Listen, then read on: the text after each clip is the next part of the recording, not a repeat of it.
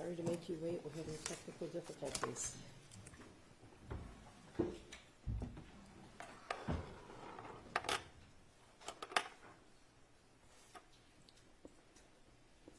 Your Honor, calling People v. James Crumbley, case number 22-279-9989, FH. Good morning. Good morning, Mark Keys on behalf of People. Good morning, Joseph Shada on behalf of the people. Good morning, Your Honor. Laura Sharon on behalf of James Crumbley. Your Honor, can Mr. Keese and I approach very briefly? Well, the problem with that is I have about 5 microphones here, so anything you say to me will be on channels 2, 4, and 7. That's fine. Mr. Keese and I plan on putting it on the record. I just wanted to inform you of something very quickly. Okay. Okay. Can you approach? You can approach, but I can't. I understand. Sure. Oh yeah, would you be able to cut the mics for a minute? Because I can't go on bench conference with. Yep.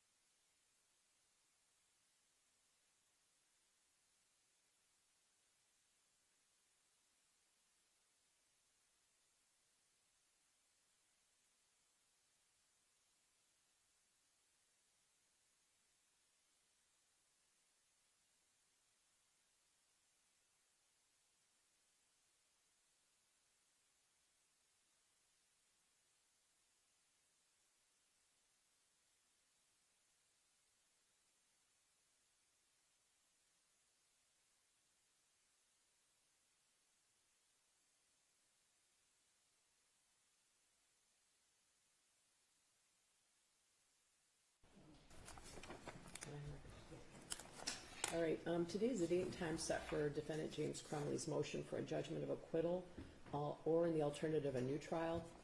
As has been this court's practice in each hearing over the past 3.5 years, the proceeding is being conducted in person. In keeping with that procedure, we alerted all parties that Defendant James Crumbley would be writted from the Michigan Department of Corrections. Ms. Sharon then indicated to my chambers that the defendant did not wish to be brought here for these proceedings, as is his right. Ms. Sharon also requested that her client be permitted to participate by Zoom. The court indicated that there would be that we would make that request to the Michigan Department of Corrections. We also obviously have more ability to control that at the Oakland County Jail. But we were unsure about whether the Michigan Department of Corrections would accommodate a Zoom hearing with the defendant that can potentially be lengthy. The Michigan Department of Corrections has accommodated that request to the extent that Mr. Crumbley will be able to see and hear these proceedings. And Ms. Sharon, I think you've indicated that Mr. Crumbley, although he has the right to be present for this hearing in the courtroom, that he's willing to waive that right to be present in court. Absolutely, Your Honor. As the court has correctly indicated, it was our request that he appear by Zoom, so I would waive his appearance for purposes of this hearing. All right, thank you. I wanted to indicate before we got started that I'm not in the habit of issuing late opinions. I tend to keep up with my responsibilities, so I wanted to let you know that I thought it would be appropriate to not issue an opinion on the remaining issue in the Jennifer Crumbley matter until hearing oral argument in this matter. So I will get back to you as soon as possible with regard to that. Thank you, Judge. All right. So I'm going to ask you to all please be mindful that I've read and thoroughly reviewed the motion filed by the defendant, the response filed by the Oakland County prosecutor, and the reply filed by the defendant. In fact, I read the entire guidepost report as well. I think it'd be helpful if we went issue by issue with Ms. Sharon giving her argument, the prosecutor responding, then Ms. Sharon providing any reply. All right, so Ms. Sharon, it's your motion. You can address each issue raised in your motion in any order you see fit. All right? Your Honor, before I begin, when I typically argue in front of the Court of Appeals, I don't always touch on every issue that I've briefed, and I did not intend to do so today. I'm so relieved. I'm glad I could make your day, Your Honor. Yeah. So as long as that is acceptable to the court. Oh yeah, I have read everything more than once and have pulled the cases and read the cases. I think oral argument is important. But I would appreciate hitting the highlights. You did an outstanding job on your brief, and it's very detailed. Lengthy. But it is Friday, and I don't want to be here till 10 o'clock at night. So. I understand, Your Honor. So I will proceed as I had planned. Okay. But of course, if the court has questions on any of the other issues, I'm always more than happy to answer those.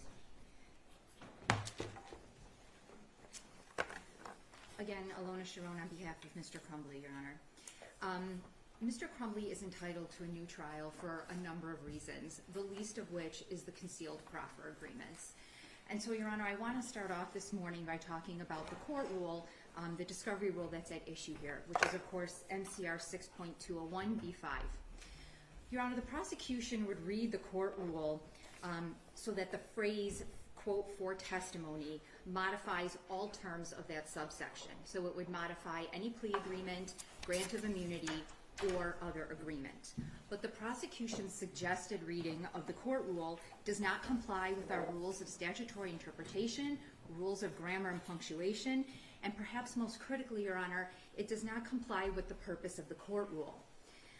First, Your Honor, the court rule is not ambiguous. The use of commas in B5 separates each clause such that the rule requires the prosecution to disclose any plea agreement, 1, 2, any grant of immunity, or 3, other agreement for testimony in connection with the case. But if Your Honor does find that the court rule is ambiguous, then it should look to the rule of the last antecedent. And under the rule of the last antecedent, Your Honor, the clause for testimony modifies other agreement, and not the first two phrases, plea agreement or grant of immunity. Under the rule of the last antecedent, Your Honor, and just general rules of punctuation, a comma would have to be inserted after or other agreement to reach the prosecution's reading. So essentially what the prosecution is asking Your Honor to do is read a comma into the rule that isn't there. And we're told by our case law that we presume the drafters of these rules are familiar with rules of punctuation and grammar, Your Honor. But the most compelling reason, Your Honor, that the prosecution's reading of the court rule must fail is because it's not supported by the purpose of the rule. MCR 6.201B5 is born out of Brady v. Maryland, Your Honor, 373 U.S. 83. That case requires a prosecutor to, quote, disclose any information that would materially affect the credibility of his witness. In People v. Atkins, 397 Mich. 163, our Supreme Court stressed that the focus of requiring disclosure in such situations is to reveal factors that the jury may consider in weighing a witness's testimony and which may motivate the witness to give certain testimony. Well, let me ask you this. Yes. I don't want to mess with your mojo because you're sort of on a roll. Don't here, worry. but I've got more mojo than I can handle right now. So what if I agree that the prosecutor violated the rules with regard to discovery? What if I agree with that? So where does that take us next?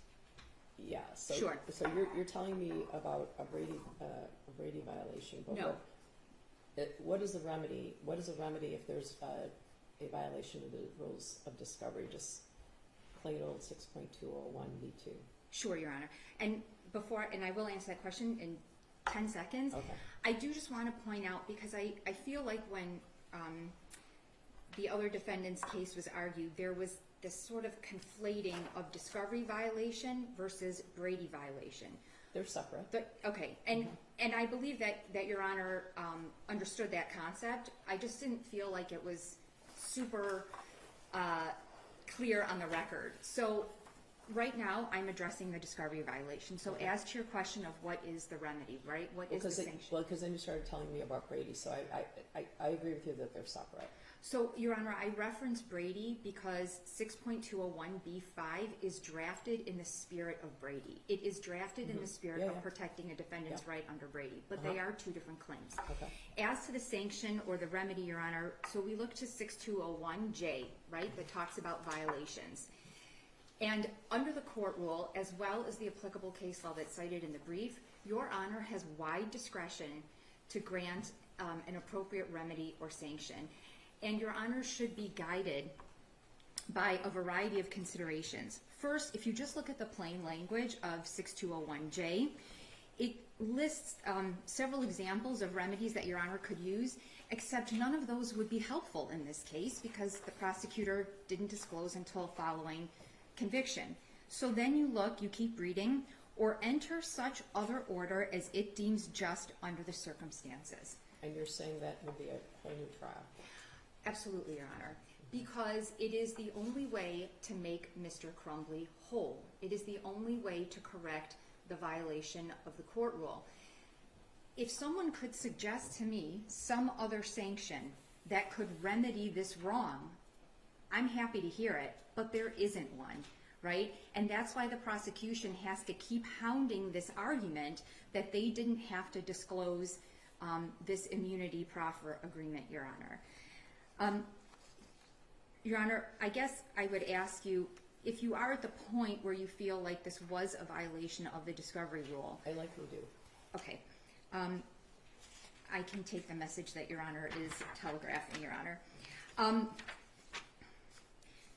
I do want to remind the court that back on January 31st, when Jennifer Crumbley's case was being argued, Mark Keast argued to this court that his office did not have authority to grant immunity outside of statutory immunity.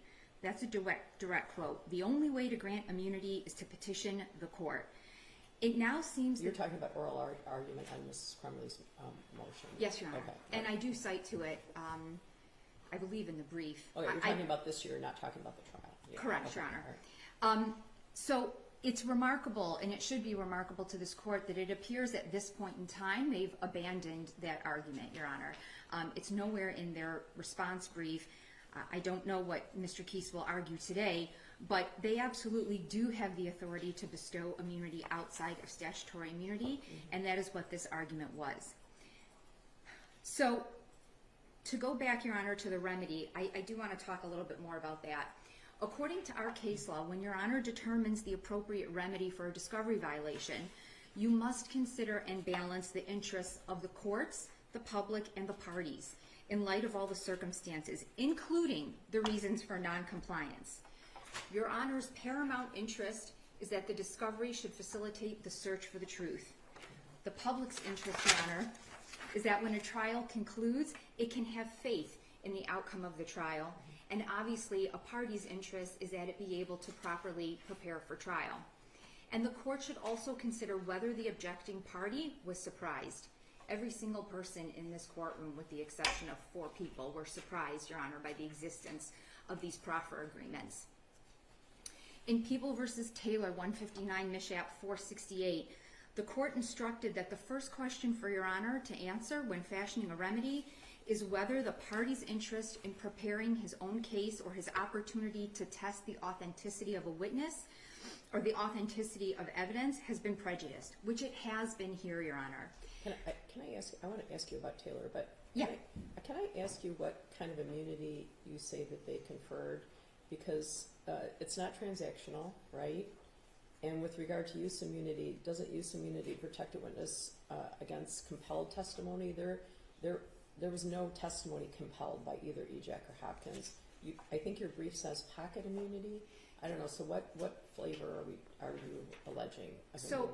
I don't know, Your Honor, that there has to be a specific title to the type of immunity, but the case law is cited in the brief that references, right, pocket immunity is one of the phrases, informal immunity, but the case law is clear that where a promise is made in exchange, even just for cooperation, that is a form of immunity, Your Honor.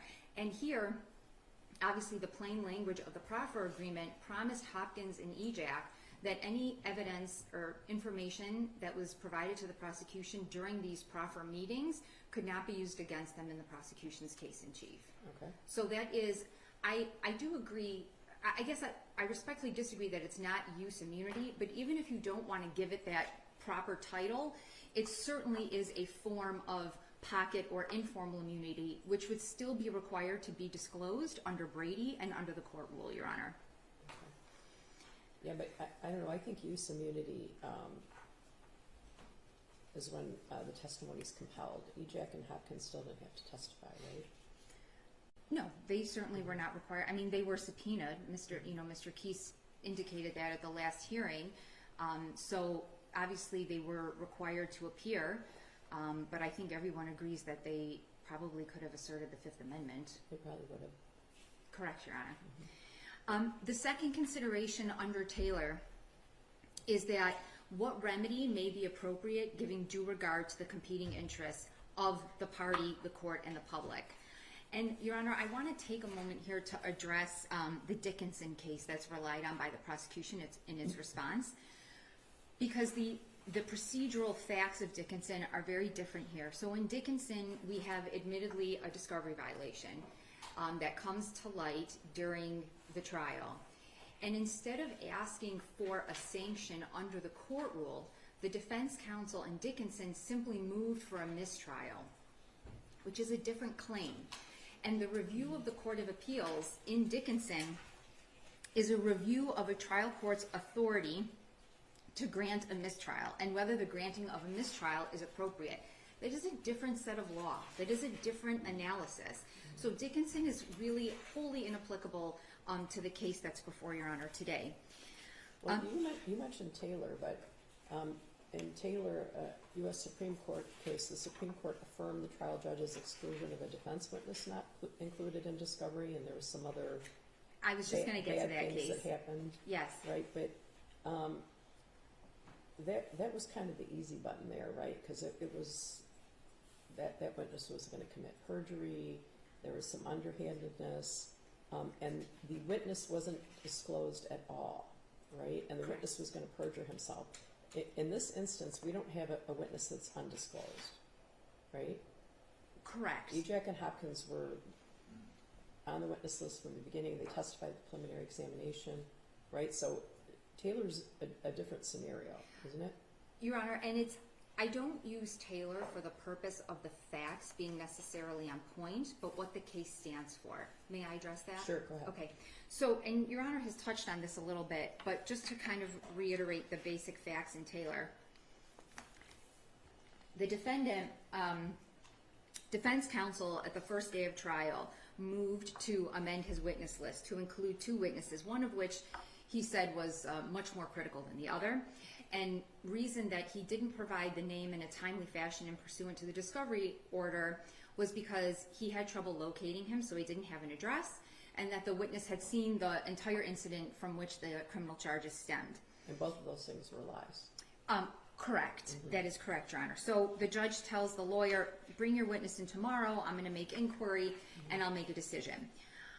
But what is remarkable in Taylor, Your Honor, is that you have a defendant who has a constitutional right, a due process right to present a defense, a constitutional right under the compulsory process clause to present evidence that is favorable to him.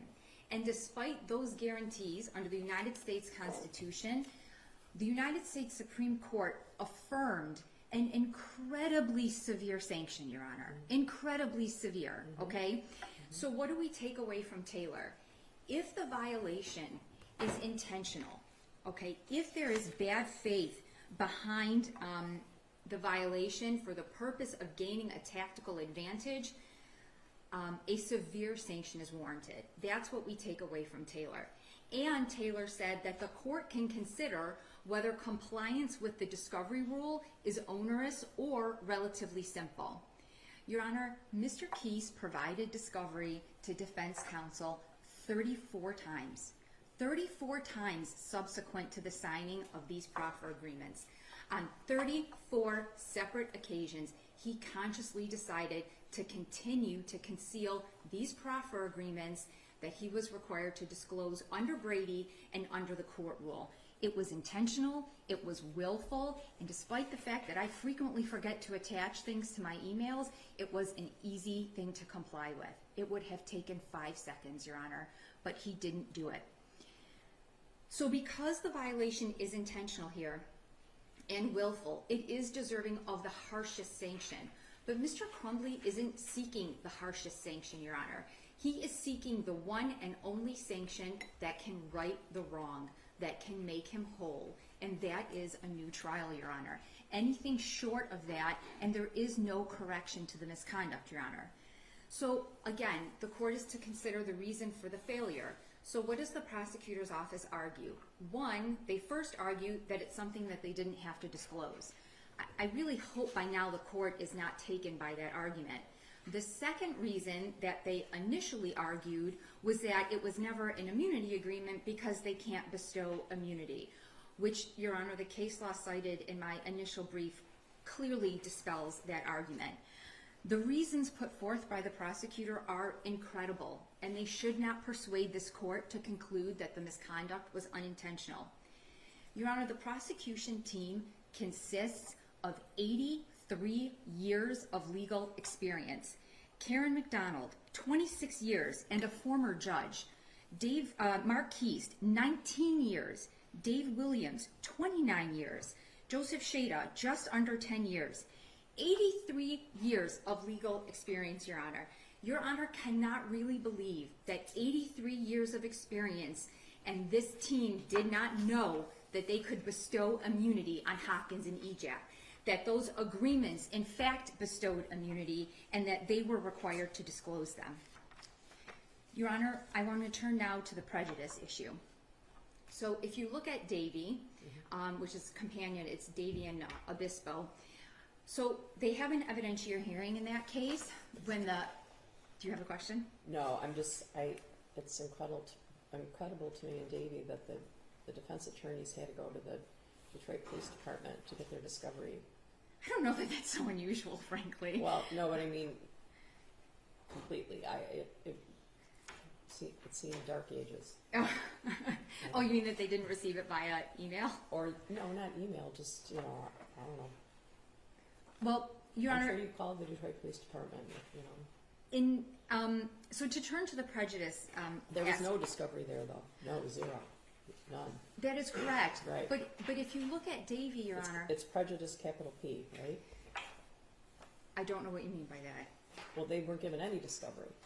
Correct, but the court in Davy, never makes a finding that the failure to produce the discovery was outcome determinative. All it does is the trial court took testimony from trial counsel who testified that their ability to prepare was compromised, and that was enough prejudice. That is the prejudice that is required, Your Honor, under the discovery claim. And so let's talk about the prejudice in this case, Your Honor. James Crumbley was prejudiced because he was unable to effectively cross-examine the witnesses as to their bias and motive. He was unable to fully prepare his case.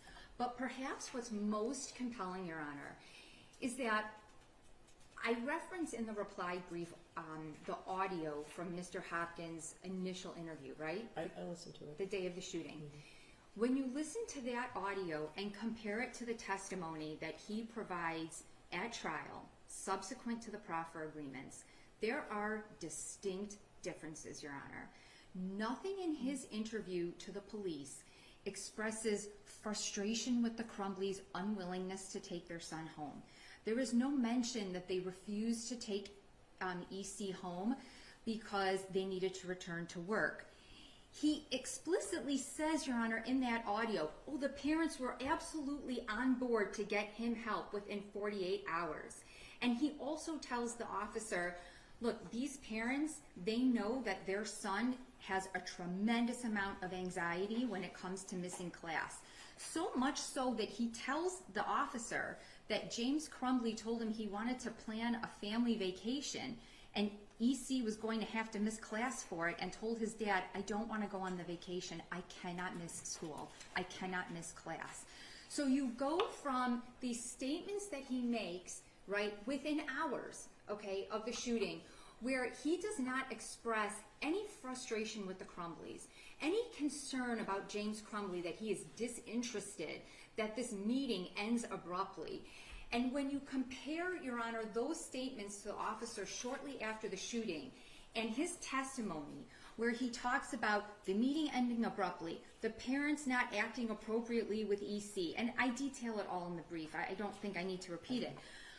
But not disclosing the proffer agreements, Your Honor, it robbed him of the inference that this gentleman's testimony shifted as a result of the proffer agreements, Your Honor. Okay, well, this meeting was 12 minutes long, right? I believe it was 20, but 12? 12? Yes, but the officer asked him repeatedly about the meeting, about the parents. How was the child doing? Were they willing to get treatment for their son?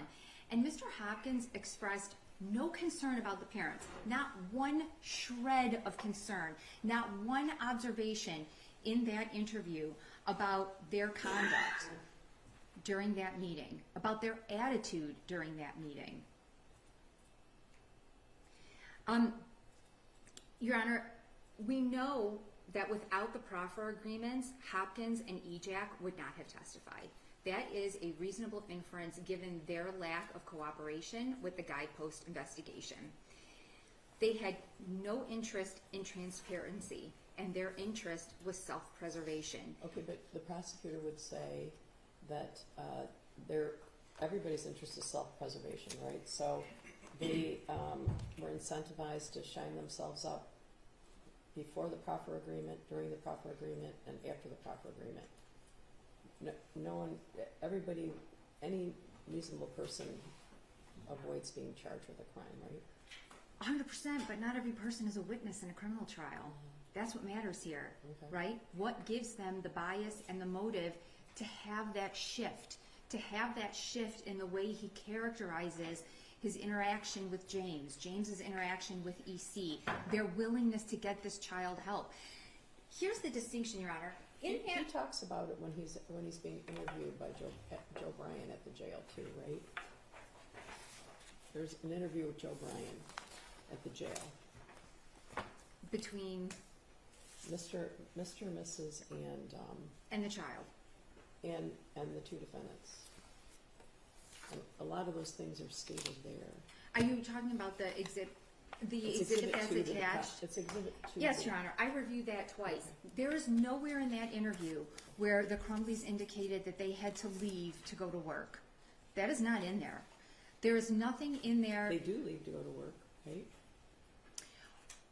Your Honor, the point is that the prosecution tries, but the reason that they leave, Your Honor, and they leave EC at school, in that initial interview with Hopkins, he makes clear that those parents wanted EC to stay in school, Your Honor, because they had serious concerns about the amount of anxiety he experienced from missing class. And that's confirmed by Hopkins. He talks about in great detail how much the students have struggled because of COVID, and that EC seemed to struggle a lot from not being in school. His grades had declined a bit from that, and his parents confirmed that not being in class was incredibly anxiety-inducing for him. Wasn't he sleeping in class at some point? I believe that is a statement that he might have made to the CFP, and a teacher might have reported it. That's fine. But regardless of that, I don't think it's disputed that EC reported and his parents acknowledged that not being in school was incredibly difficult for him, and that he wanted to stay in class. So you go from Mr. Hopkins telling the officer these parents were on board, they wanted to keep him in school because they knew he would be upset if they took him out of school, to this shifting narrative at trial that no, they didn't want to take him because they didn't want to be bothered and they didn't really think he needed help, and so on and so forth. That is a remarkable shift in the characterization and the narrative of the Crumbleys, specifically James Crumbley and his conduct in that meeting, Your Honor. Okay, but regardless, that doesn't change. Whatever EJAC and Hopkins say doesn't change the facts. That doesn't change what happened. The parents came there. There's texts, there's videos, there's all kinds of things that happened before and after. Your Honor, I don't dispute for one moment. They came She there. didn't want to come at first, Mrs., right? And said she couldn't miss work, and then she comes, then they're there 12 minutes, they leave without him. Like, nothing EJAC and Hopkins say changes that. Your Honor, the facts might not change, but the way that they're characterized and the narrative that's given around the facts, right, That's what's important, and that's what the prosecution used Hopkins for, in part, was to give testimony about how they conducted themselves in that meeting. The fact that they seemed almost irritated about having to be there. The fact that the meeting, quote, ended abruptly. And then this assertion that they really didn't seem to think getting help for him was important, which is the total opposite of what he says in that meeting immediately after the shooting. His exact phrase was, they were on board. That's it. So how do we go from there to portraying these parents as not caring, not knowing their son? It's just, they don't coincide, Your Honor. They are distinctly different. Well, she wasn't going to come at first, right? She said call the dad. Your Honor, she's not my client. Oh, I know she's not your client. Mr. Crumbley But you is. said the parents, so... You know. I apologize. Yeah. But when you look at globally his statements, to be fair, I mean, he talks mostly generally, right, about mom and dad. You know, he tells him, no, they came to the school, we had this meeting. He even talks about them telling him about the grandmother passing away, about the loss of the dog, about the friend moving away, so on and so forth. So there is this exchange of information, and there's never a characterization at that time that they're somehow inappropriate. Well, they're going to say there wasn't an exchange of information. Well, I understand that that's what they say, except that Mr. Hopkins' interview says otherwise. No, prosecution's going to say there wasn't an exchange of information. If there was an exchange of information, the prosecution's going to say this wouldn't have happened if there was an exchange of information. Your Honor, at that moment in time, Jack Hopkins, James Crumbley had no reason to believe, and this kind of dovetails into the legal duty argument, that EC was had a propensity for violent acts. Okay, under the law, and I yes. What about that picture? Yeah. They had the picture before they came to the meeting, right? 100%, Your Honor. Yeah. Your Honor, children draw pictures of things. It doesn't mean, if every person who drew a picture meant that that was their intention going forward, I mean, people, I don't want to call it a doodle because I don't want to undermine the significance of I it. understand. But to suggest that because he drew a picture and has never had a history of violence that his parents knew of, specifically his father, it wasn't foreseeable. It simply wasn't. I mean, when you look at Hopkins, he saw the same picture. But what did he say? What did he tell the officer? This kid's never been in trouble. I barely know him because he's never been in trouble. He comes to school, his attendance is solid, he's never got into fights, he's never been suspended. Why is that? Because he's never doing anything wrong. You're taking a kid who has no history of behavioral problems, of misconduct in school, and Well, there was a phone call the day before about, there was a phone call, they both were aware of the phone call the day before. I don't know that about there's... researching bullets. Right. And, Your Honor, I don't dispute that that happened, but the fact that someone researches bullets, no one disputes that this was a hobby of his. It was a hobby that he enjoyed and that he did with his parents. And in some communities, that's a totally normal hobby for a 15-year-old child to have with his parents. And I think the testimony at trial very much confirms that in this community, that is nothing unusual, Your Honor. But when you look at the narrative that's put forth and how it shifts, James Crumbley did not have the ability to cross-examine these witnesses about why their testimony shifted, why the information that they gave shifted. And it would have been a reasonable argument and a reasonable attack on their credibility, Your Honor, to point to the proffer agreements for the reason in that shift. But again, Your Honor, even under Davey, the prejudice prong is whether or not the defendant's ability to prepare the case has been hampered, right? And that's exactly what you have here. That meeting and their alleged conduct and disinterest in that meeting was a huge part of the prosecution's case. Okay, so you're talking about materiality. Do you need to let the prosecution respond, or It's your courtroom, Your Honor. Whatever's It is? easiest for Your Honor. Well, I think it'd be best to go issue by issue. I guess I shouldn't presume that you're done talking about this part. About the proffer? Yeah, I am. okay. Well, I'm going to let them respond, and then I'll 100%. let you reply. Thank Okay? you. Thank you, Judge. I think the court, some of the court's questions, I think, directly exemplified part of our argument, and that is the amount of evidence that was presented to the jury that is both uncontested and proved at trial that showed, irrespective of these witnesses, the guilt of the Crumbleys. Okay, but you're jumping to the end. Mr. Keese, you agree that a prosecutor is under a duty to disclose any information that would materially affect the credibility of a witness? Yes, Judge, Brady If obligation, I had of a course. dollar for every time I said credibility is always at issue, I could retire right now, Yes. right? Credibility is always at issue, right? And so wasn't the defense deprived of a robust cross-examination? No, Judge, and I do want to point out that the interview that counsel was referring to, that was turned over to defense. Defense counsel had that. Are you, In the are you first- talking about the audio tape she sent me, or Exhibit 2 to your brief? Which interview? The interview of Mr. Hopkins from November the 30th of 2021, along with the narrative statement Okay. summarizing that. Sure. So counsel had opportunities, if counsel sought at trial, to try to cross-examine on any inconsistencies. I don't believe there to be any material inconsistencies, and I'll get to that, Judge. I do want to highlight just a few things. I want the court to recall that the evidence showed that it was approximately 1:10 p.m. on the afternoon of November the 30th, 2021, when the active shooter alert went out to parents of Oxford High School students. Those parents raced to the high school in hopes that their children were unharmed and alive. But James Crumbley didn't. He went home. He went home to look for the gun that he bought his son just 4 days before. He went home because he knew his son was the shooter. James Crumbley is the person who bought the murder weapon. He's the person who didn't lock it up, even though he was given the cable lock, an easy way to do so. James Crumbley knew his son had lost his only friend just the month prior. James Crumbley knew that his son's only hobby at this point was going to the gun range, and that his son had voiced signs of mental distress months prior.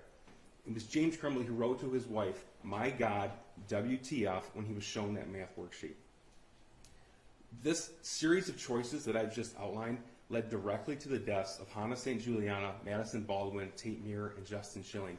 And those series of choices had absolutely nothing to do with Ejack or Hopkins. But not only that, I dispute that the crux of the testimony of Hopkins and Ejack was not uncontested, because it was uncontested.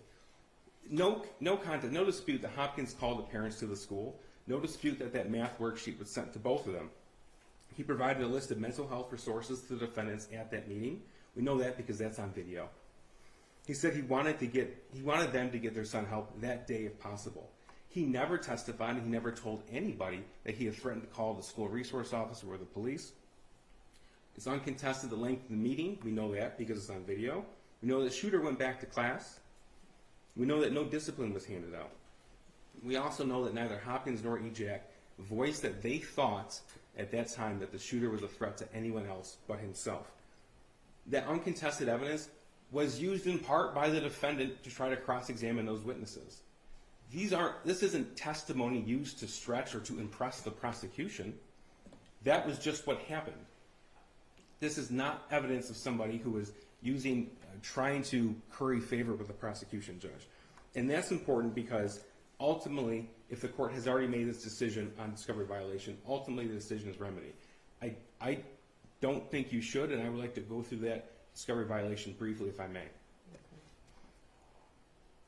As much as I believe that our position is correct and the law is clear, I don't want to leave the court with the impression that there was an effort to hide evidence or gain an unfair advantage. I understand and appreciate the knee-jerk reaction that occurs when it's learned that a proffer agreement wasn't disclosed in discovery. I've done dozens of them. I've petitioned the court for immunity dozens of times. So I understand that knee-jerk reaction. When a co-defendant flips, they proffer, they're given a plea agreement, and they provide testimony, that always goes to the co-defendant. Always. The same as someone is given immunity to testify. And the court correctly identified this. We petitioned the court for immunity to compel testimony. That's what use immunity is, Judge. And whether or not there is some sort of other name for immunity out there. That is not what was included in the proffer agreements. Well, I think what Ms. Sharon said is they got something. They got the opportunity to tell us what happened in the first meeting and first meeting only, with a promise that we wouldn't use what they would say to us should they be charged later on. Yeah, well, there's an incentive there, right? Judge, to the extent that they had any incentive to tell us what they wanted to or tell the police, that would have existed irrespective of the proffer agreement or not. They were sued in, I think, 1 week after the shooting.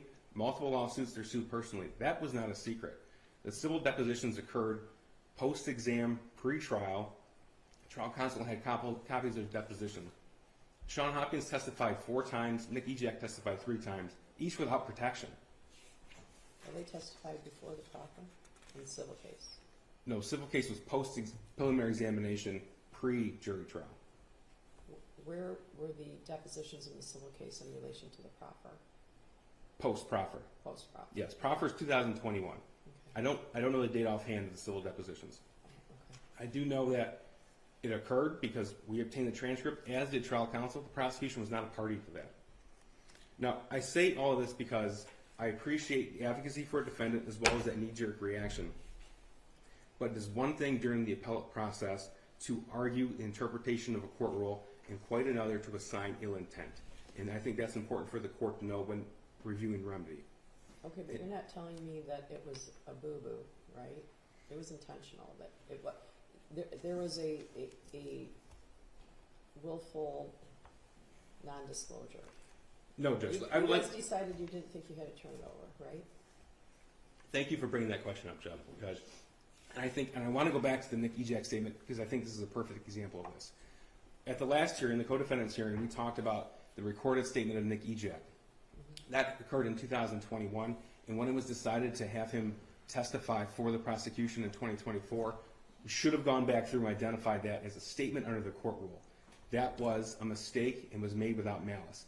It's not being argued here today because there's nothing exculpatory about it. Well, I did think it was interesting that I wasn't provided with it. That means no one really cares about it, right? Correct, because there's nothing exculpatory about it. Oh. Now, in the same vein, the proffer letters in 2021 were put in the work category box. They were not revisited in 2024. The law supports, as much as I firmly believe, and that's why we briefed this, and this is why I'm arguing this to the court, that the law supports my position that the reading of the court rule does not require that. It does not mean that these proffer agreements were shoved in the back corner of an office and decided to conceal evidence from the defendants. It wasn't turned over, Judge. That's a fact. But it would be an error to ascribe ill intent to that. Well, it was intentional that they weren't provided. I mean, it was.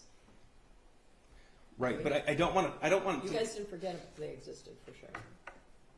I don't want to paint the picture, Judge, that we had a roundtable discussion about this to talk about whether or not to disclose the proffer agreements or not, because they were very quickly identified not to be discoverable, Judge. Okay. We went through items. We went through statements of witnesses. Do we need to redact this? We went through body-worn camera. What portions do we redact? What portions are relative to the case and fit the court rule? That sort of analysis didn't occur with this evidence, Judge. And I don't want my advocacy here regarding the court rule and the interpretation of the court rule to be mistaken for an admission that we tried to hide anything from the defense. So that's the point I mean, because that's very different. That's an important distinction, Judge. I want the court to know that from the prosecutor's intentions throughout this case, from deciding whom to charge with what crimes, discovery process, trial preparation, and trial itself, were just. And I want to highlight something that is, I believe, a perfect example. This court recalls how we came to have separate trials to begin with. Trying this case twice was a logistical nightmare for a number of reasons, Really? Judge, as this court knows. Our witnesses had to testify twice on international TV. Most importantly, we had to put our victims through this twice, and they had already endured 2 long years of seemingly endless litigation at that point. But it happened because Torture for everyone. it was, Judge. And the reason it occurred is because we listened to jail calls, we interviewed witnesses on Jennifer Crumbley's witness list, and we learned of Jennifer Crumbley's desire to present antagonistic defense. We reported that to counsel as well as Your Honor at a status conference, as I'm sure you recall. We did that to ensure the integrity of the proceedings as well as protect the rights of the defendant. I think that was inevitable anyway. Either way, Judge, we didn't have to We learned of it on our own, Judge. Trial counsel did not ask for that. Whether or not the court was going to grant it or not, I can't say. I can just relay to the court what happened to make sure the record is clear. In addition, we created waivers to make sure the defendants knew the dangers of joint representation. We created waivers when the trial counsel split to make sure they knew about how to protect prior client safeguards. We made sure and we requested that independent counsels were appointed to interview these witnesses in the jail, these defendants in the jail, so they understood the dangers of proceeding. Every time a question was asked of the co-defendant during the trial that might elicit prejudicial information, we asked the jury to be removed from the courtroom, and the defendant herself was voir dire to understand that was knowingly happening. Way back in the preliminary examination, when trial counsel was in danger of conflating the evidence as to each defendant, it was the prosecution who stood up and made a point to notify the judge and trial counsel we have separate defendants, separate pieces of evidence. Judge, again, we do this to protect the rights of the accused, and it would be wrong to ascribe ill intent to any real or perceived discovery violation. But let me talk about the court rule. So 6.201B5 says, upon request, the prosecution must provide each defendant with any plea agreement, grant of immunity, or other agreement for testimony in connection with the case. I do not agree with counsel's interpretation of the rule that for testimony does not apply to all three phases here, and I certainly do not agree with counsel that these proffer agreements were immunity agreements. I talked about this at the last hearing, Judge. If the court has questions regarding that, I can certainly go through it again, but I'm sure the court recalls. I adopt those arguments here today. As much as counselor or the court cannot inject a word or phrase into a court rule, at the same time, we can't make an agreement something that it's not. We met with these witnesses to prepare them for trial multiple times. The proffer agreements never came up again. Their attorneys didn't even show up for those prep meetings most of the time. That is not a situation that we commonly think of as a proffer agreement that must be turned over. So that is an important distinction, Judge. Let's talk about prejudice now. We briefed that extensively. Judge, we also briefed extensively the whole last antecedent series modifier rule. If the court has additional questions on that, I'm happy to answer, but I think counsel, as well as the prosecution, briefed that extensively. Judge, even assuming that these proffer agreements would fall under the court rule, the defendant must show actual prejudice. And that's where we look at the same standard as Brady materiality. And that is why I started off with all of these series of choices that James Crumbley made, irrespective of those two witnesses. Evidence is material. This is Chanel 495-142, Yes, Judge. 2014, Michigan Supreme Court case. Yes. And Judge, going back to, I described what happened with the proffer agreements and their nondisclosure. Counsel did make a point to say that I disclosed discovery 34 times and each time chose not to turn that over. That's not true. It was the first time, and it wasn't revisited. That's an important distinction. It's not splitting hairs, and again, it's something for this court to keep in mind when determining remedy. I'm sorry, I interrupted you regarding Chanel. No, I just wanted to. Right. I think that's a that's a great case to review because of what happened in that case compared to what happened here, Judge. Sean Hopkins and Nick Ejak were not needed to identify the defendants. They weren't needed to, didn't have motive to put a case on somebody else. The evidence that convicted James Crumbley occurred wholly distinct from anything that Sean Hopkins or Nick Ejak were involved in. Well, the prosecution certainly wanted them here, right? Even though it was only a 12-minute meeting, there'd be a small hole in the trial, right? If they weren't here. Well, Judge, as a matter of trial strategy, we try to give the jury as much context as we can.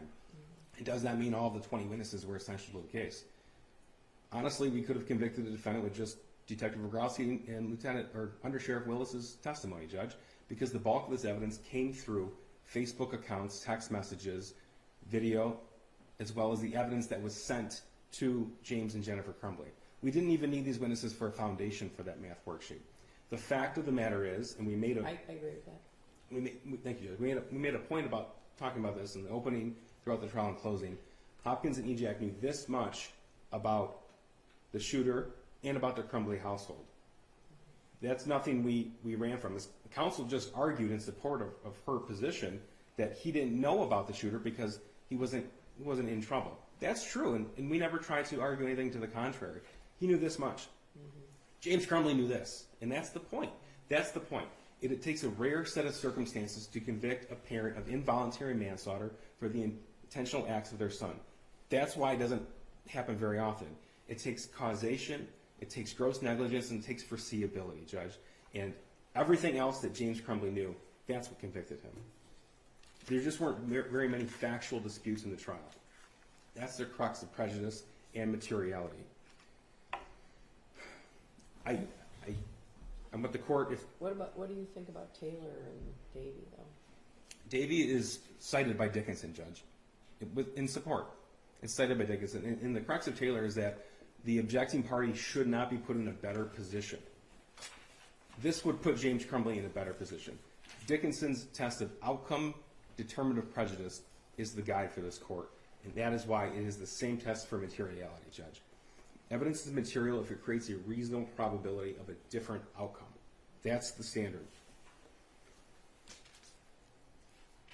What is material is all of the evidence uncontested that James Crumbley knew about his son, all the evidence that was proved by a number of different witnesses, not named Hopkins and Ejac, proved by forensic downloads and cell phone, Towers GPS data that proved that James Crumbley was grossly negligent, that proved that he was both the proximate and factual cause of death, and that this was foreseeable to him.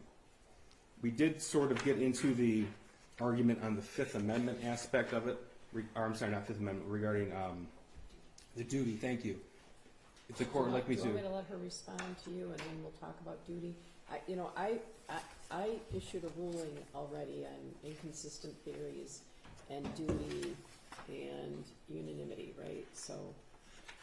Not in this case, Your Honor. Wait, not with regard to this case, but there's plenty of overlap. So I know I'm just stressing that so that you hit the highlights, and I know there's some things in your brief that were not in the brief presented on behalf of Mrs. Crumbley, but yeah. So can she reply to you? Or? It's whatever the court would like, Judge. And there's just one other thing that the counsel mentioned that I neglected to bring up earlier. Only four people in the world knew about these proffers. That's not true. I mean, Hopkins and Ejac both had their attorneys. We never asked for an NDA.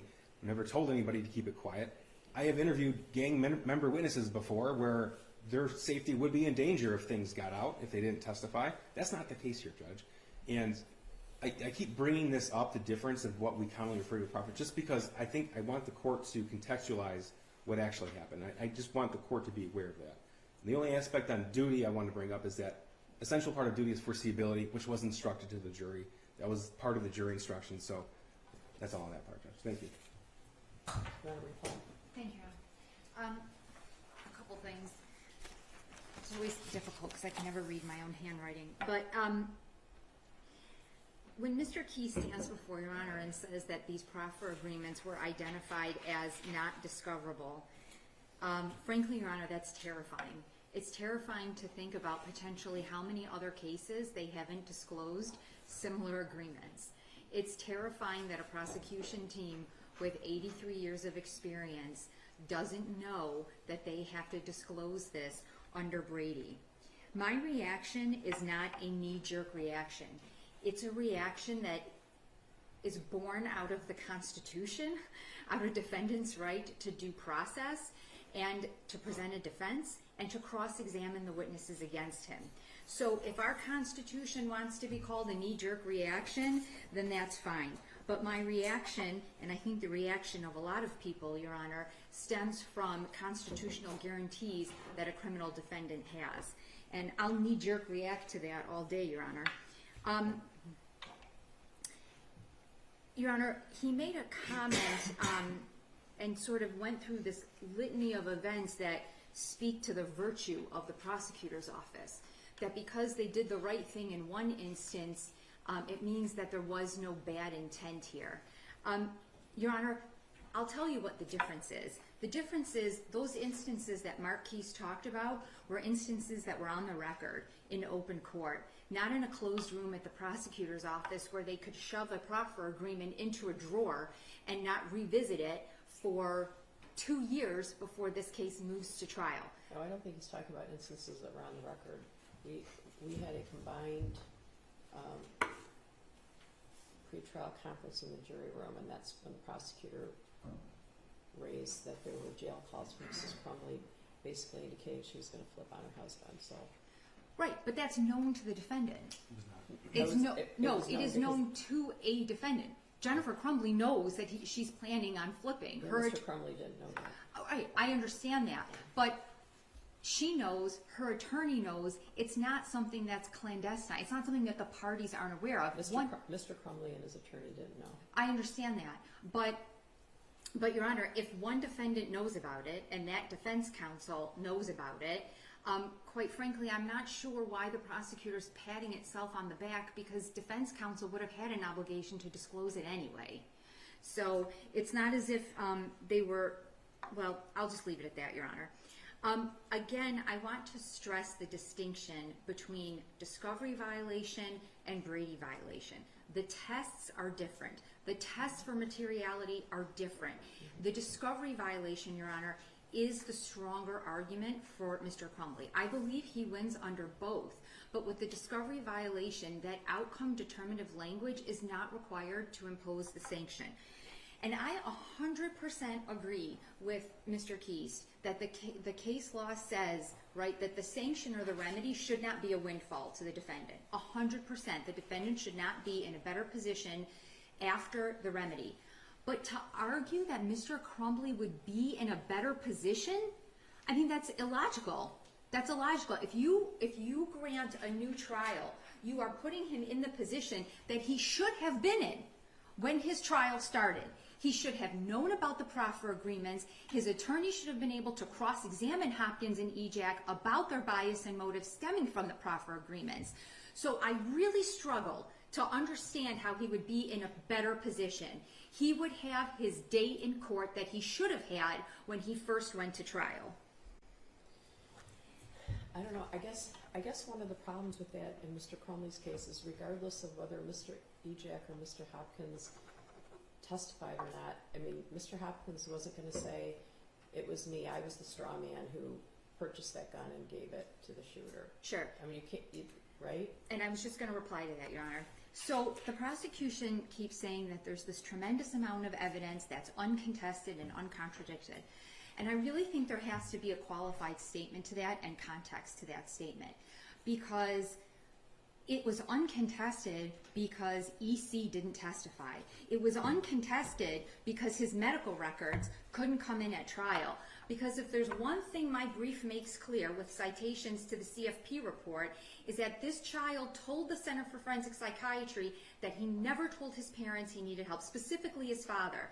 That when he was feeling suicidal, he did not tell his parents. He put on a happy mask, a happy face. So when you look to the CFP, there is plenty to contradict the prosecution's theory. It just wasn't allowed in at James's trial. Okay, well, there's good reason for that, right? It's hard. I would respectfully disagree. Well, I guess that would be for the Court of Appeals of the Supreme Court. Agreed. I guess I would say to you that we thought long and hard, researched. Everybody involved in the trial spent a lot of time, and there is no allowance at all for those records not to be privileged. Those records are privileged. I don't know what to say. Can I say that some of it is unfair? Maybe, but I think you're supposed to get a tape next week of the hearing we had under seal. But to be honest with you, I think you're going to figure out that when you get that sealed record, it's anticlimactic. Your Honor, so the sealed record, of course, is from Jennifer's trial, not Right. There was no separate Right, sealed but record. it's a reference. It talks about references to mental crisis by the shooter. Your Honor, I don't. We're getting in the weeds, right? Yes, Your Honor. I guess I understand your concern about not having the records from the Center for Forensic Psychiatry, but both sides, all three sides in this matter, researched, looked at the law. So did I, for many, many hours and many evenings and many times when I should have been sleeping. And there is a feeling of unfairness potentially about that, but there's no question in my mind that those records are privileged, and the privilege is held only by the shooter. So I don't know that there's a way around that. And I know that this isn't an issue before the court, but certainly there is authority that privileges must bend to a defendant's right to present a defense, his constitutional right to present a defense. I've seen those cases, yeah. And because those records didn't come in, Your Honor, the jury is presented with text messages, right? Not even direct testimony from EC that he allegedly told his parents that he was suffering mentally, and you have a complete 180 when he's interviewed at the CFP. A complete 180. I'm not positive that the prosecutor wouldn't also like those records to come in. Oh, Your Honor, the records are relevant. First of all, the records in their entirety are not relevant, right? Because there's a lot in that report that deals with information that James Crumbley knew nothing about. And that's never been contested, right? Certain disturbing actions by EC, right? There's no evidence that James Crumbley ever knew about those activities. So that would be completely irrelevant in a trial against him, and it would be highly prejudicial. But what is incredibly relevant, okay, and what prejudiced his defense was that the jurors were never told that EC repeatedly told the CFP that he did not tell his parents he was struggling. He did not tell them he was suicidal. And he specifically explained that he didn't do it because he didn't want his parents to think he was not normal, or he didn't want to make them worry. So, Your Honor, that is incredibly exculpatory for Mr. Crumbley. So what I don't like is this suggestion that there is uncontested evidence. It's uncontested because the evidence wasn't allowed in, not because it doesn't exist, Your Now Honor. we're talking about the fact that he bought his 15-year-old son a gun, left it laying around unsecured, and was presented with that picture in advance of coming to the school. So, Your Honor, and now we're kind of getting into the duty, so can I kind of Sure. Well, I know you responded to Mr. Keese, but yeah, so you want to talk? I'm going to let you make a record about duty for sure. Okay. Okay. Your Honor, so first of all, I would say that additionally, EC, reported that the gun was hidden from him. He went into his parents' room knowing that they were sleeping and removed that gun at a time when he knew that they would be sleeping and that they had hidden it from him. They did a bad job. Not all parenting is perfect, Your Honor. They kept it from him, and they were not legally obligated to lock it at that time. Your Honor, as it relates to the duty issue,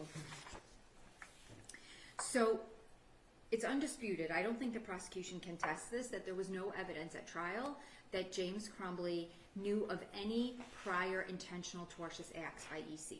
There is no evidence of that. Without this knowledge, Your Honor, he cannot have a duty. There is no legal duty, and there is no ambiguity in the case law. In its brief, the prosecution cites from the Muma case, which is a case that I cite, and they cite the following language. Since the law, as stated above, stresses foreseeability as a prerequisite to a finding of actionable negligence in cases of lack of parental supervision, and we find no such foreseeability here, we hereby affirm the lower court's judgment. That's the quote in the prosecution's brief. But if the court looks to just the preceding paragraph, right, you would see that also in the Muma court, it talks about the child in the Muma case, right? He takes his parents' car and he gets into an accident and inflicts injuries. And the court says that the child did drive the car the day before the accident, but this was after his parents had left for the weekend. Therefore, the defendant parents could not have anticipated or foreseen that their son would take the car while they were away, since he had never done so before. Foreseeability, Your Honor, is born out of a parent's prior knowledge of prior tortious intentional acts. That is what makes that child's acts foreseeable and what gives rise to the legal duty. There is no evidence of that in this case. What also strikes me, Your Honor, is that the prosecution asserts in its brief that the cases on which I rely do not include this requirement. And frankly, it's as if they didn't read any of the cases cited in the brief. Your Honor mentioned I took it as a comment on the length of the brief, which is fine. I mean, it was long. But it's long because... It's not that long. 51, that's even longer than the Court of Appeals accepts at this point. But But the cases, Your Honor, that are cited, I don't just give the court the name of a case. I explain the facts, the holding, why it applies. And what's amazing is that they make a blanket assertion that none of those cases stand for the proposition that I use them for, and give you no analysis of how those cases are wrong, or how they don't say what I say they say, by way of copious direct quotes from the case. So if you remember, they criticized defense counsel in their brief, not me, trial counsel, about abandoning an issue, right? Because you can't just make a claim and then completely fail to develop it. That's exactly what they do when it comes to this duty argument, Your Honor. They just want to say to Your Honor, hey, Judge Matthews, what she says the cases say, they don't really say that. Okay, now let's move on. Let's not engage in any meaningful analysis to persuade Your Honor of that point. The case law is the case law. Prior knowledge by a parent is what gives rise to the legal duty. There is no evidence of that here. Don't you think that the Court of Appeals sort of touched on this? I do think that they did. And frankly, I don't. They talk about I'm this trying being to an be extremely unique set of circumstances. Your Honor, different. You don't want to call up Court of Appeals on the record. Oh, no, that's fine. I think my reputation here is good enough. But different lawyers will raise issues in different ways. Sometimes lawyering from one lawyer may be more persuasive than the next. I wasn't there. I didn't read the briefs. You know, that's not really necessary for my representation here. But what I can say is, where there is no prior knowledge, there cannot be a duty. And if you look, a case that came out after Crumbley, it's People versus Aish, it's AIYASH, came out maybe within the last 8 to 12 months. It's that horrible case in Detroit where the clerk locked the people in the store and they got into a fight, and then one guy who's locked in there shoots and injures and I think kills one of the other people in the store. Your Honor, you know, one of the reasons why the clerk there wasn't held responsible was because he didn't know this person. He didn't know any prior instances of violence. And that is the same here.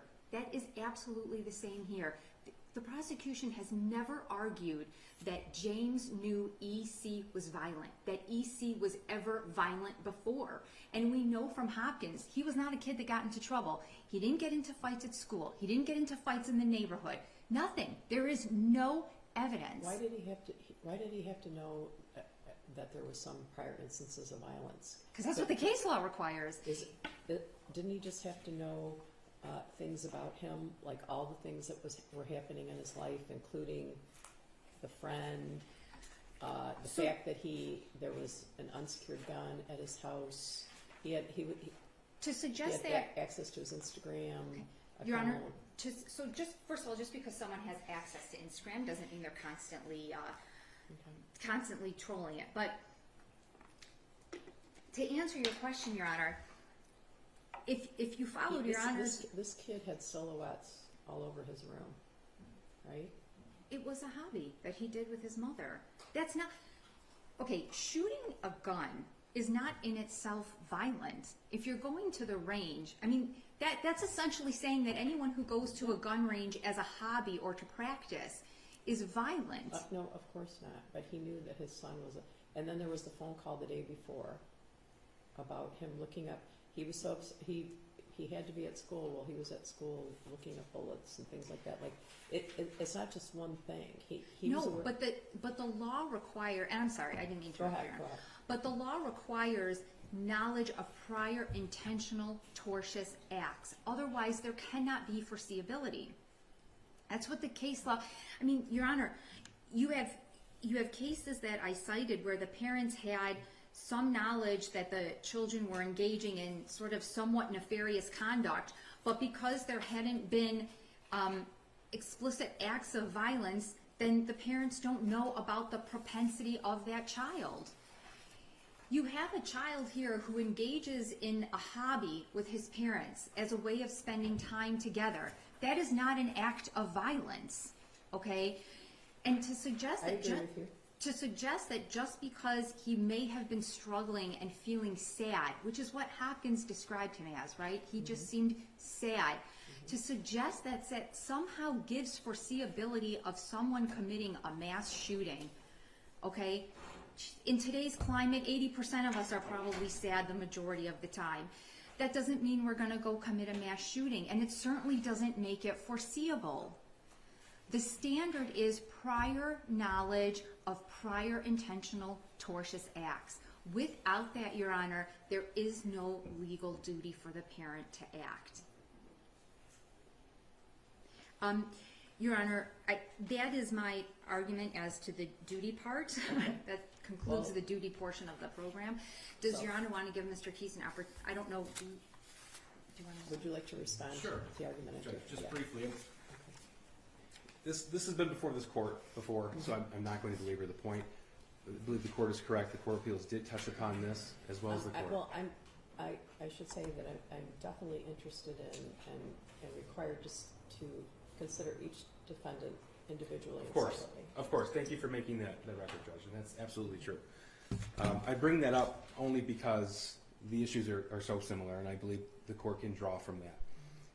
It is, again, a unique set of circumstances, and the Court of Appeals made this point, as did we in the Court of Appeals, and to the jury. A unique set of circumstances where a parent could be held responsible for the acts of a teenage son. Foreseeability is key. I agree. Foreseeability is an essential part of this, Judge, and that was argued to the jury. That's a jury question. Those are the aspects that were put forth to the jury, and the jury made that determination. There are multiple ways. So Alvin states clearly that the law in Michigan is that a parent is under a duty to exercise reasonable care so as to control his minor children as to prevent them from intentionally harming others or from so conducting themselves to create an unreasonable risk of bodily harm if that parent knows that he or she has the ability to control his children, and two, knows of the necessity and opportunity for exercising such control. Of course, should James Crumbley have been made aware that his son was shooting at people in the past or engaging in some other sort of violent, tortious acts, that would be evidence of foreseeability, but it's not required. It's just simply not required. So regarding the duty aspect of counsel's argument, I'm asking the court just to refer back to the first motion to quash that we had. That was what was appealed to the Court of Appeals. In the Court of Appeals opinion, I believe it's clear in that aspect. I do want to go back and make one quick point. When counsel talked about the forensic report, as this court sort of alluded to, and counsel's a bit of a disadvantage because she wasn't here for that argument and it's still sealed, but the court did Well, I find... think you're going to get it this week. That's fine, Judge. Yeah. And the point I wanted to make is just so the record is clear that the court did find that there was nothing exculpatory in that. In the That court, was one section, though. I should point out that was one portion of the Forensic Center report that was specifically requested, and we had the closed hearing. that's correct, Judge. That's correct. And also, Judge, there's no criticism of trial counsel in not pursuing this issue. She removed the shooter from her witness list, probably for good reason, because it doesn't stop with just questions defense counsel asks. We have a whole lot of questions they ask too, and there are a lot of information. Are we there. going somewhere else now? No, I was just responding to counsel's argument regarding the This is the forensic one we're report. done, yeah. Yes. Okay. Yeah. Thank you, Judge. Your Honor, I'm not going to address the duty issue anymore. I think it's been well covered. The last issue I intended to address was the Fifth Amendment issue. I do just want to just briefly say a little bit ago, Your Honor mentioned that you had already previously ruled in Jennifer Crumbley's case on some of the legal claims that I think on their face or on the surface kind of overlap, but I do just want to stress to the court that as it relates to the inconsistent theories, there is no overlap between Mr. and Mrs. Crumbley's arguments. They are extremely distinct. They rely on different law. Well, the law is similar. Well, but you told me this in a pretrial, and that is specifically why I did not rule on everything with regard to Mrs. Crumbley, because you did persuade me that it wouldn't be fair to not read your brief and listen to your argument. So. Thank you, Your Honor. So I just wanted to point out, especially when it comes to that issue, the arguments are very much distinct. Your Honor, as it relates to the Fifth Amendment, I don't have a ton to say here. I do just want to point out that the prosecution's argument in its brief really doesn't make sense from a chronological standpoint, because they criticize trial counsel for not filing a motion back in 21 or 22 about EC testifying. No, I think what happened is that we were all here, and Miss Smith said, in Mrs. Crumbley's case, this is when they were together, Mr. and Mrs. Yes, Your Honor. So she said something to the effect of, "I'm going to need the shooter as a witness," and knee jerk, I said, "You can't take a fifth in front of the jury, so Of course. you got to send up a flare if you think that's going to happen, because he can't take a fifth in front of the jury." So I pointed that out, and I encouraged a motion on that issue. And at that time, both of the defendants were together. So Ms. Smith was here and Ms. Lehman was here. So I think that's what the prosecutor is alluding to. That's back when they were together, and I was sort of surprised to hear that, because that would be a whole thing, right? Surprised to hear what, Your Honor? That she said that Ms. Smith said she wanted to call the shooter, and then later made it sound like I was required to compel the shooter to testify, right? So that. Okay, so I'm So not. I said, bring this needs to be, if you think that you can bring the shooter in and I can compel the shooter to testify, and this was directed to Ms. Smith, you better file a motion, because that is not how I read the law. And so the prosecutor's point is that Ms. Lehman was there. So anything brought in this case caused a little tidal wave, and everybody to start scurrying around and researching and setting dates for pre-trials and hearings and all that. So everybody in the case knew if there's an issue, you need to tell us what it is. So, Your Honor, to respond to that, my point is that in 21 or 20, so that hearing happens, I believe it's June 27th of 22. Mr. Keese, if I'm wrong, feel free to. That's right. Okay. Is that at that point in time, there had been no invocation. No one on behalf of EC, and EC himself, had not invoked his Fifth Amendment right against self-incrimination. What had happened at those Correct. time periods, thank you. At that moment. Correct. So there was nothing ripe to bring before Your Honor in terms of filing a motion to compel testimony, because he hadn't invoked. The very first invocation happens, I think it's 1 day prior to Jennifer Crumbley's case, which is January of 2024. So I think there was a feeling of shock when she said that, because I think everyone at that time truly believed that calling the shooter as a witness would be tantamount to dropping a bomb in the middle of the courtroom. Well, Your Honor, and okay, I don't disagree, because Your Honor is entirely correct that you can't put a witness on the stand knowing that they're going to invoke. But no one knew whether or not he would invoke. That's number one, because he hadn't invoked. And then once he does invoke, respectfully, Your Honor, that imposes certain obligations on Your Honor.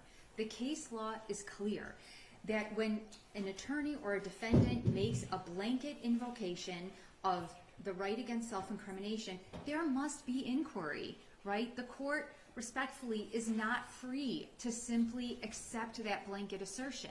So when does that assertion happen?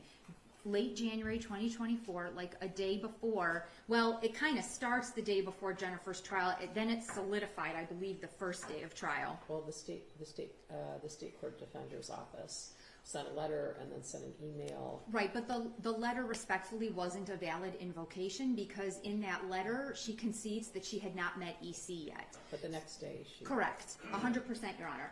But once that happens, right, what had to happen under the case law is that EC had to be brought here for a hearing outside of the jury. 100% nothing could have happened in front of the jury. But the court is required to make a finding that the invocation is valid and that he understands it. Your Honor, given the facts in this case, I think it is, I don't want to say highly likely, but a distinct possibility that EC would have testified in his parents' trial. The prosecution would have loved that. I don't know that, because then all of his statements to the CFP, Your Honor, about never telling his parents that he was struggling that is the center of their case. These text messages to friend B that he is having hallucinations, which by the way, the prosecutor's own expert says he never had, okay? I mean, that goes to the inconsistent theory. She questioned. She said, Your Honor, very clearly that people don't share hallucinations. And every time he talked about hallucinating with the doctor, the expert at the CFP, he talked about sharing that his friends saw the same hallucination he was seeing, which led Dr. Anaker to give the opinion that he was not experiencing hallucinations. Okay, so you're saying I didn't correctly handle the Fifth Amendment issue because I didn't bring the shooter here in his bulletproof vest and put him on the stand and ask him if he was going to take the Fifth. But, so you say the Fifth Amendment was not invoked, but I think it was invoked over and over again by his counsel. No, it was invoked. I don't dispute that it was invoked. I dispute that in 21 or 22 that it was invoked, which should have led counsel to file some type of motion. It wouldn't have been ripe at that point because nothing had been invoked, and I think Your Honor agrees with that. But once he invokes, Your Honor is required under the case law to make a finding if the invocation is valid and to make sure that he understands the invocation. And that didn't happen here. And yes, I do argue that he did not have a valid assertion under the Fifth Amendment because counsel could have asked questions, Your Honor, narrowly tailored his questions, her questions, excuse me. What question? What question would not be covered by the Miller hearing, the fact that the Miller hearing and the resulting sentence was being appealed? I think everyone in the courtroom at that time was surprised when Mrs. Smith said she was interested in calling the shooter. I can't imagine a way to call the shooter. Because if the questions asked of EC are confined to information that is already known by the prosecution and by the sentencing judge, how can there be additional incrimination? I don't know. I can't imagine a question he could have been asked.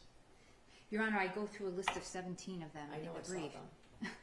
Did you go on a camping trip? I don't think that he could have answered any of those questions. A lot of those questions are from a Miller hearing because his background. No. That information is lifted from the CFP report. That's why I specifically tailored it to that. That's separate, though. That's separate. Just because he answered questions in a forensic center interview doesn't mean he can be compelled to testify under oath Your Honor, those questions when they would also be the subject of the Miller hearing, right? They were already the subject of a Miller hearing. They Which is were still on appeal already 100%.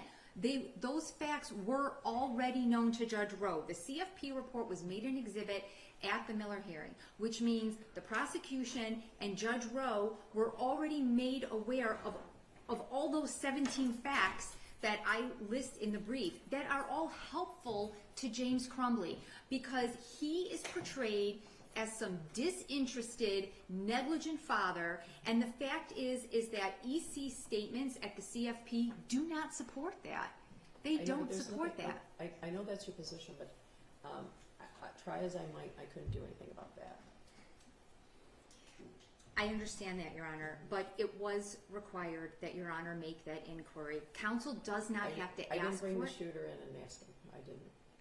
And, Your Honor, the only way to remedy that is with an evidentiary hearing. Okay, so you want me to bring the shooter in and ask him? I want the court to make sure that it was a valid invocation and that it was appropriate. That's how you correct the mistake. I guess I would have to say that I'm satisfied that he invoked his Fifth Amendment rights. That's not the question. Okay. The question is whether or not the blanket assertion is appropriate. Respectfully. I'm feeling confident, respectfully.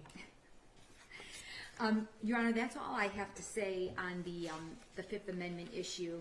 I did just have one other, and I don't know if Mr. Keese wants to respond. I did have one other sort of point that I wanted to make to the court that kind of culminates everything, but I can certainly wait, or Your Honor can just tell me to sit I'll down. let him respond. Thank you, I, Judge. one or both of you might not be happy with my ruling, but you won't say I didn't let you say everything you wanted to say. Thank you, Judge. I'll be brief because I believe the court recalls the June 27, 22 hearing, and I do want to point out that we do assert that Ms. Lehman abandoned the issue, but that's not critique or criticism. That's just appropriate to point out for the appellate posture of the case, Judge. And she abandoned it likely for good reason, as the court has already indicated and read that friend. Now, the fact of the matter is that the shooter's own expert at the Miller hearing called him a feral child. If that information were all to come out, Judge, like you said, it'd be tantamount to dropping a bomb in the middle of the courtroom. Judge, the fact of the matter is that the information that would come from the shooter, every question would be an issue for him. There's an opinion yesterday from the Michigan Supreme Court regarding juvenile lifers, Judge. This is an ongoing issue. We're in the middle of the appeals right now. He asked for a new trial or to withdraw his plea already. That was denied. That's on appeal currently, Judge.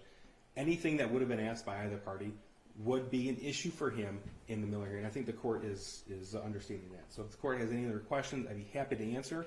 But I do just want to refer for the record back to the court's soon-to-be unsealed record regarding the forensic report and its non-exculpatory nature, and the fact that, again, we never stood up and said privilege. We just said, as the court correctly pointed out, he does have a privilege, and all parties researched that issue. Thank you. Well, I did a lot of research about that because, obviously things that he said, the shooter said, would be of interest and relevant to both Mr. and Mrs. in their hearing, in their trial. But there's no support for the release of it. I looked for it because there's just no support for it. It's the privileges belongs to the shooter and no one else. So, what else did you want to say?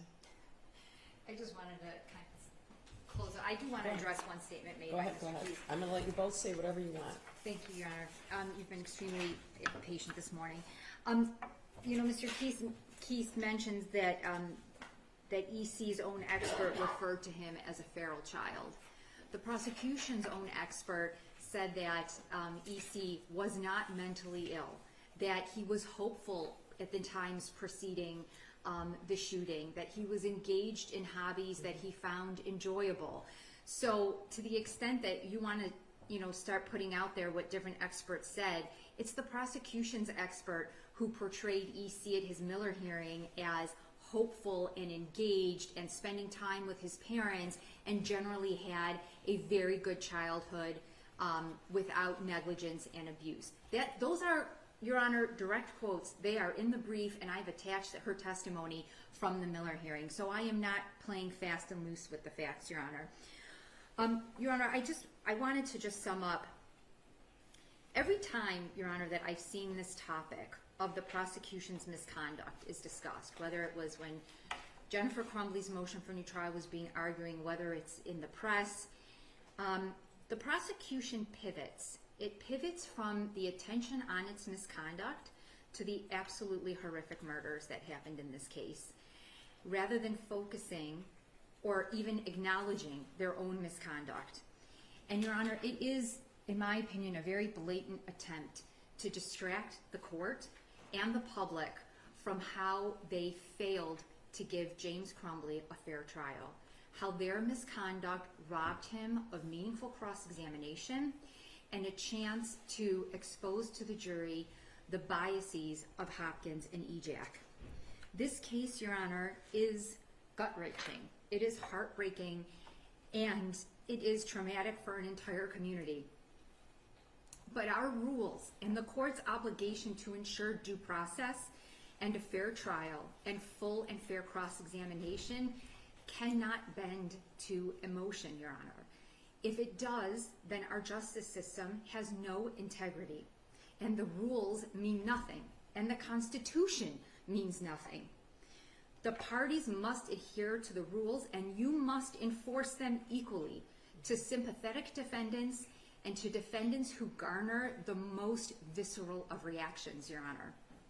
In this room, the law must reign supreme regardless of pain and trauma, and I can just see the headlines now, Your Honor, callous defense counsel doesn't care about the pain of the families in Oxford, and that is not true.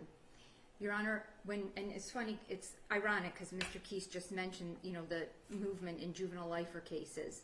When Miller was decided in 2012 and made retroactive in 2016, our courts repeatedly acknowledged how painful this change in the law was going to be for families, right? Families of victims who for decades had maybe reached a point that they could put this pain and trauma behind them, but we still changed the law. The United States Supreme Court required that mandatory life without parole be reversed, and that all these defendants come for resentencing, despite the pain that they acknowledged it would cause. In civil cases, Your Honor, sanctions are imposed to punish and deter, and all you're dealing with is money. This is a criminal case. This is a man's liberty. It is his freedom. It is his ability to live outside the prison walls. If Your Honor does not grant a new trial, you send a message to Karen McDonald and to her office that you will, and that the courts will, tolerate this type of misconduct, this type of constitutional violation. And perhaps even more troubling, you send a message to prosecutors throughout this state that failing to disclose Brady material, information that is critical to a defendant's meaningful right to cross-examination, will not be sanctioned, Your Honor. Mr. Crumbley is entitled to a discovery remedy. The only remedy that can make him whole is a new trial, Your Honor. Thank you. Thank you. Anything, Mr. Keese? Just briefly, Judge. Judge, throughout today's argument, I feel that my responses have been measured, and I've said over and over again that it is one thing to argue the law, it is quite another to throw around unfounded allegations. And I sincerely take issue with the fact or the allegation that we prosecute for headlines. We prosecute for victims, Judge, for victims. That's why we're here and that's why we do this job. James Crumbley was convicted because of the choices that he made, the choices that led directly to the deaths of Hannah, of Madison, of Tate, and in Justin. It was James Crumbley's gross negligence. It was James Crumbley's causation in his foreseeability that was the reason for his conviction, Judge. The evidence in this case was overwhelming. I simply ask that this court review the law, follow the law, Judge. Our brief is detailed. Our argument, I believe, is clear. Thank you. Thank you. I don't think you can expect something from me in less than a month, probably. I'll do my best, but I've been being very careful, and sometimes I think some of my other 550 cases have taken a back seat to these two cases in the last 3.5 years. So I will do my best to get back to you as soon as possible. All right? Thank you, Anne. Thank you. Thank you. All rise.